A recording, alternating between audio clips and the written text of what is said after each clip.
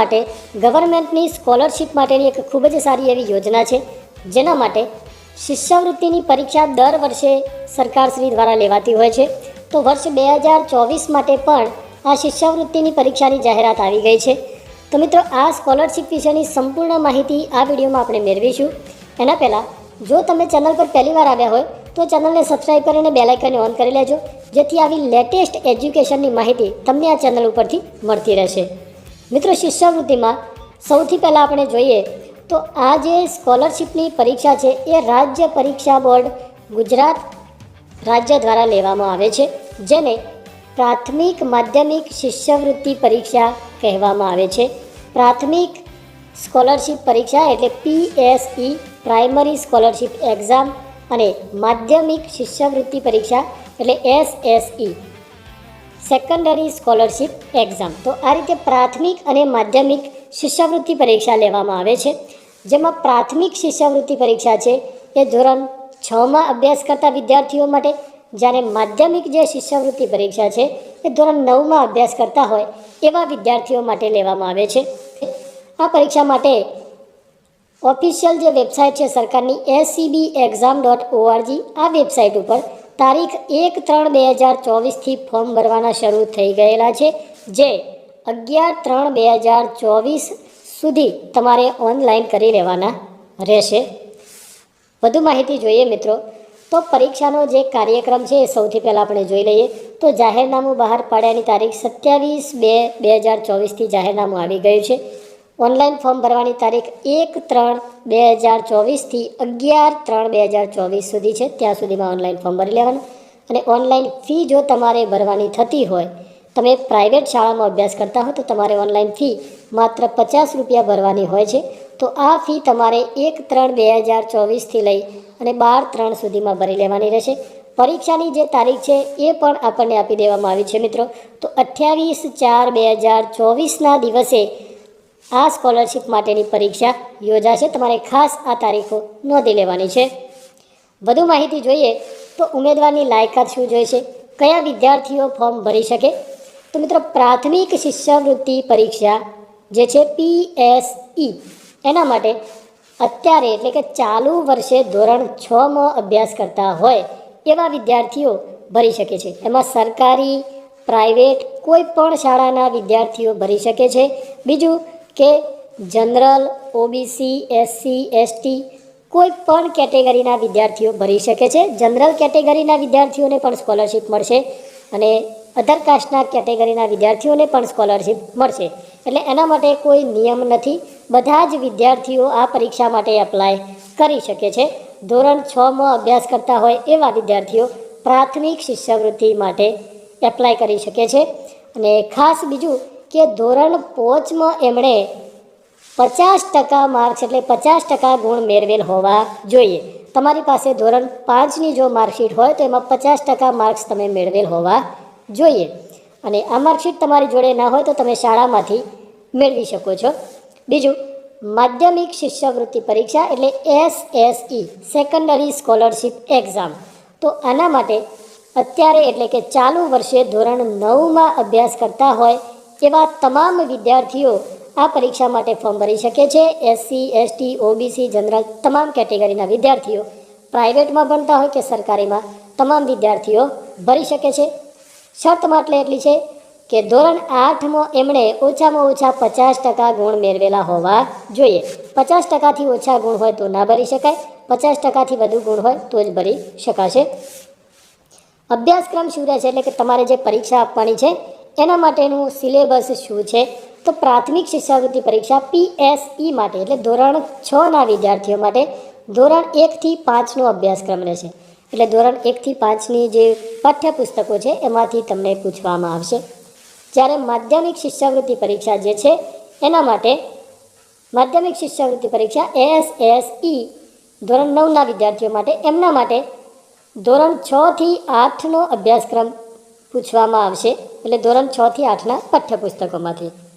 અને માધ્યમ જે છે, માધ્યમ એટલે કઈ ભાષામાં પરીક્ષા લેવાશે, તો માત્ર ગુજરાતી ભાષામાં આ પરીક્ષા લેવામાં આવશે. એટલે કે તમામ જે પેપર છે એ ગુજરાતી ભાષામાં આવશે. હવે પ્રશ્નપત્રનો ઢાંચો અને ગુણ એટલે કેટલા ગુણના પેપર આવશે અને કેટલો સમય હશે એના માટેનો એ વિગત જોઈએ. તો કસોટીનો પ્રકાર છે એ ભાષા અને સામાન્ય જ્ઞાનનું જે એક પેપર આવશે પ્રથમ એમાં 100 પ્રશ્નો હશે, એના કુલ 100 ગુણ હશે. તો આ રીતનો ભાગ 1 આવશે. પેપર જે આવશે એમાં ભાગ 1 અને ભાગ 2 આવશે. તો ભાષા અને સામાન્ય જ્ઞાનનો જે ભાગ 1 હશે એ 100 પ્રશ્નો હશે, એમાં 100 ગુણ હશે. બીજો ભાગ જે છે એ ગણિત વિજ્ઞાનનો પૂછાશે, એમાં પણ 100 પ્રશ્નો હશે અને 100 ગુણ હશે. જ્યારે સમગ્ર પેપર માટે 180 મિનિટ એટલે કે 3 કલાકનો સમય આ તમને આપવામાં આવશે. તો 3 કલાકનું પેપર હશે, જેમાં 200 પ્રશ્નો અને 200 માર્ક્સ આવશે. બરાબર. બંને પીએસસી અને એસએસસી એટલે કે ધોરણ 6 અને ધોરણ 9 બંનેના વિદ્યાર્થીઓ માટે એક જ પ્રકારની પેપર પદ્ધતિ રહેશે. પરીક્ષાની ફી કેટલી છે? તો પરીક્ષાની ફી જે છે મિત્રો એ 50 રૂપિયા છે. પીએસસી માટે અને માધ્યમિક શિષ્યવૃત્તિ પરીક્ષા બંને માટે 50 રૂપિયા ફી રહેશે. જો તમે પ્રાઇવેટ સ્કૂલમાં અભ્યાસ કરતા હો તો તમારે 50 રૂપિયા ફી ભરવાની રહેશે. જ્યારે ગવર્મેન્ટ સ્કૂલમાં હોય તો તમારે કોઈ ફી ભરવાની રહેતી નથી. હવે આપણે જોઈ ગયા કે 100 પ્રશ્નો અને 100 ગુણ ભાગ 1, 100 પ્રશ્નો અને 100 ગુણ ભાગ 2, ટોટલ 180 મિનિટ રહેશે. પરીક્ષાની ફીની વિગતોમાં આપણે તમારે ઓનલાઈન ફી ભરવાની રહેશે, એટલે તમે ઓનલાઈન જ આ ફી ભરી લેશો. અહીંયા સૂચના આપણે જોઈ લઈએ તો જે પ્રાઇવેટ સ્કૂલોમાં અભ્યાસ કરતા હોય એવા વિદ્યાર્થીઓ જ આ ફી ભરવાની છે. જ્યારે અહીંયા આપણને નોંધ આપવામાં આવી છે કે જે સરકારી શાળામાં અભ્યાસ કરતા હોય એમને કોઈપણ પ્રકારની ફી ભરવાની રહેતી નથી. નેક્સ્ટ, આવક મર્યાદા શું રહેશે? ઓનલાઈન એપ્લાય કરો છો તો કેટલી આવક મર્યાદાવાળા વિદ્યાર્થીઓ ભરી શકે? તો કોઈપણ પ્રકારની મિત્રો આવક મર્યાદા નથી. ગમે તેટલી આવક હોય માતા પિતાની તો પણ આ સ્કોલરશિપ માટે એપ્લાય કરી શકે છે. અરજી કેવી રીતે કરવાની છે તમારે? તો ફોર્મ કેવી રીતે ભરવું? તો મિત્રો ફોર્મ ભરવા માટે ઓફિશિયલ વેબસાઇટ ખાસ નોંધી લેશો, sebexam.org આ વેબસાઇટ છે એની, જેના ઉપર જઈ અને તમારે પીએસસી અથવા તો એસએસસી પરીક્ષા માટેના ફોર્મ ભરવાના છે. મિત્રો વિડીયોના ડિસ્ક્રિપ્શનમાં તમને લિંક આપવામાં આવેલી છે, જ્યાંથી તમે આ તમામ માહિતી જોઈ શકો છો, વાંચી શકો છો અને ઓનલાઈન ફોર્મ પણ ભરી શકો છો. તો વિડીયોના ડિસ્ક્રિપ્શનમાં તમે ખાસ ચેક કરી લેશો લિંક. તો sebexam.org પર જવાનું છે. ત્યાં જઈ અને સમગ્ર ફોર્મ જે છે તમારે ફોર્મ અંગ્રેજી ભાષામાં ભરવાનું છે, ગુજરાતીમાં કંઈ લખવાનું નથી. સૌ પ્રથમ sebexam.org પર જવું, પીએસસી અથવા એસએસસી સ્કોલરશિપ માટે એપ્લાય ઓનલાઈન ઉપર ક્લિક કરવાનું છે. ધોરણ 6 અથવા ધોરણ 9 માટે એપ્લાયના ઉપર ક્લિક કરવાનું છે. ત્યાર પછી એપ્લિકેશન એટલે ફોર્મ ખુલે. એમાં તમારે ફોર્મમાં યુ-ડાયસ નંબર, તમારો 16 અંકનો યુ-ડાયસ નંબર એટલે કે વિદ્યાર્થીનો ઓળખ નંબર હોય એ લખવાનો રહેશે. જો તમારી પાસે ના હોય તો તમે તમારી શાળામાંથી મેળવી શકો છો. તમારા શિક્ષકને પૂછશો તો તમને એ તમારો યુ-ડાયસ નંબર આપી દેશે.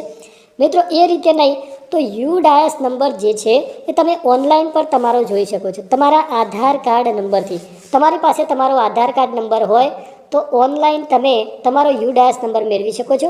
કેવી રીતે જોવો એના માટેનો અલગથી વિડીયો બનાવેલ છે અને તમને એનો વિડીયોના ડિસ્ક્રિપ્શનમાં લિંક આપવામાં આવેલી છે, ત્યાંથી તમે એ વિડીયો જોઈ અને તમારો નંબર મેળવી શકો છો. તો તમારે તમારો યુ-ડાયસ નંબર લખવાનો છે. યુ-ડાયસ નંબર લખ્યા પછી તમારું નામ ઓટોમેટિક આવી જશે અને તમારી શાળાનું નામ, બધી જ વિગતો આવી જશે. તો તમારે ચેક કરી લેવાની છે. સાચી હોય તો ઓકે કરી અને નેક્સ્ટ આગળ સ્ટેપ જોવાનું છે, જ્યાં તમારે ટીક કરી અને આગળ કરશો એટલે એપ્લિકેશન જનરેટ થશે.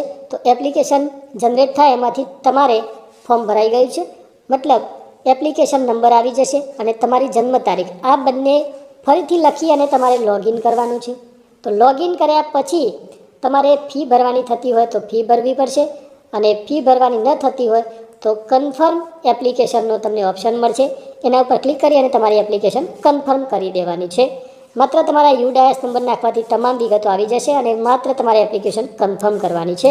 જો ફી ભરવાની થતી હોય તો ઓનલાઈન ફી ભરવાની છે, જે ગૂગલ પે, ફોનપે અથવા તો એટીએમ કાર્ડ જે કંઈ પણ તમારી જોડે હોય એના દ્વારા તમે ઓનલાઈન ફોર્મ ભરી શકો છો. બરાબર. ફી ભરી લેવાની છે અને એની પ્રિન્ટ આઉટ મેળવી લેવાની છે. તમારો કન્ફર્મેશન નંબર ખાસ તમારે લખી લેવાનો છે. જ્યારે તમારે પરીક્ષા માટે હોલ ટિકિટ એટલે કોલ લેટર, હોલ ટિકિટ તમારે ડાઉનલોડ કરવાની થાય ત્યારે તમને એના પરથી એટલે કન્ફર્મેશન નંબર અને જન્મ તારીખ દ્વારા જ કોલ લેટર ડાઉનલોડ કરવાનો રહેશે. એટલે કન્ફર્મેશન નંબર ખાસ ડાઉનલોડ કરી લેવાનો છે. અને મિત્રો બીજી ખાસ એક વાત, તમારે ફોર્મ ભરી અને ક્યાંય કોઈને ફોર્મ જમા કરાવવાનું નથી. તો ફોર્મ ભરવાનું જ છે, માત્ર ફોર્મ શાળામાં કે બીજી કોઈ જગ્યાએ જમા કરાવવાનું રહેતું નથી. પરીક્ષાની તારીખના 1 અઠવાડિયા પહેલાં એટલે કે 5 થી 7 દિવસની પહેલાં તમને હોલ ટિકિટ ઓનલાઈન આ જ વેબસાઇટ ઉપર SEBexam.org વેબસાઇટ ઉપર હોલ ટિકિટ તમારી મળી જશે. તો હોલ ટિકિટ ડાઉનલોડ કરી લેવાની છે તમારો કન્ફર્મેશન નંબર અને જન્મ તારીખ લખીને. તો મિત્રો આ હતી PSC SSC સ્કોલરશિપ વિશેની માહિતી. વિડીયો પસંદ આવ્યો તો લાઇક કરજો. કોઈ પણ પ્રશ્ન હોય તો વિડીયોના કોમેન્ટ બોક્સમાં કોમેન્ટ કરશો, તમને એનો રિપ્લાય મળી જશે મિત્રો. તો ફરી મળીશું એક નવા વિડીયોની અપડેટ સાથે. ચેનલને સબસ્ક્રાઈબ ન કરી હોય તો ખાસ કરી લેજો, તમને ઉપયોગી માહિતી મળતી રહેશે. Thank you. જય હિન્દ, જય ભારત.